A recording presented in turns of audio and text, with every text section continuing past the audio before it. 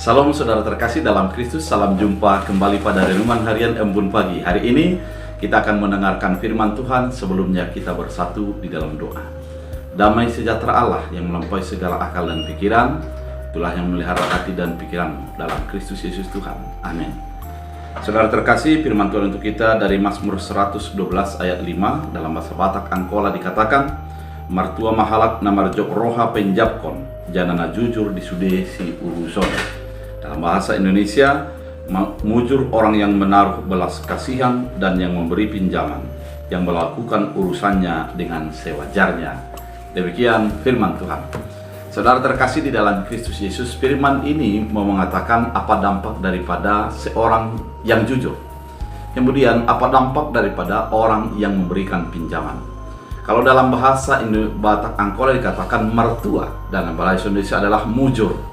Artinya orang yang memberikan pinjaman akan menjadi mujur orangnya. Bagaimana hal itu terjadi? Sedangkan di dalam kehidupan sehari-hari, orang yang memberikan pinjaman sering menjadi dimusuhi. Karena ketika peminjam datang meminjam, dia dengan muka belas kasihan meminta bantuan.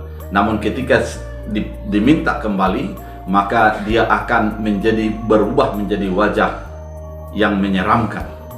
Kemudian apa mujurnya ketika kita memberikan pinjaman?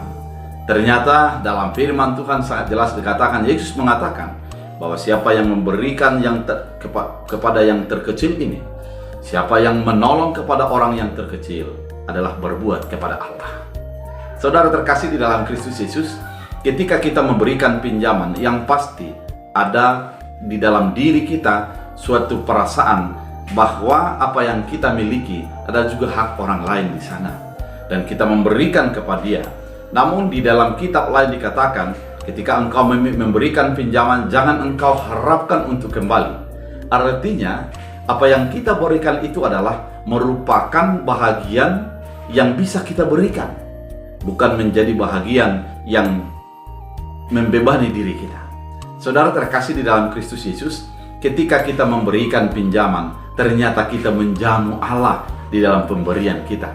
Kita mengingat Allah di dalam keberadaan kita. Dengan demikian orang akan menjadi tertolong, orang menjadi tersupport di dalam keadaannya. Kemudian dikatakan orang yang jujur di dalam urusannya. Karena memang banyak orang yang tidak jujur dalam urusan.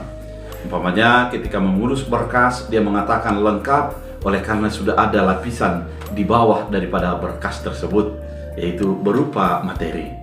Tapi dalam firman Tuhan, orang yang jujur itu adalah akan melakukan kejujuran selanjutnya kepada orang yang lain.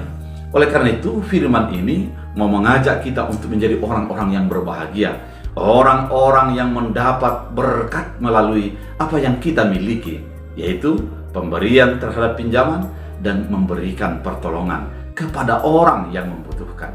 Oleh karena itu, biarlah kita menjadi orang-orang yang menggunakan iman, menggunakan hati, menggunakan perasaan untuk memberikan kepada orang lain dan menolong orang lain dengan sebuah keterbukaan atas pengenalan apa yang sudah Tuhan berikan bagi hidup kita. Biarlah firman ini menjadi kekuatan. Kita berdoa. Terima kasih Tuhan atas firman begitu indah. Jadikan menjadi kekuatan bagi kami. Tuntun kami menjadi orang yang murah hati. Tuntun kami untuk menjadi orang yang jujur. Dalam Kristus Yesus. Amin. Tuhan Yesus memberkati.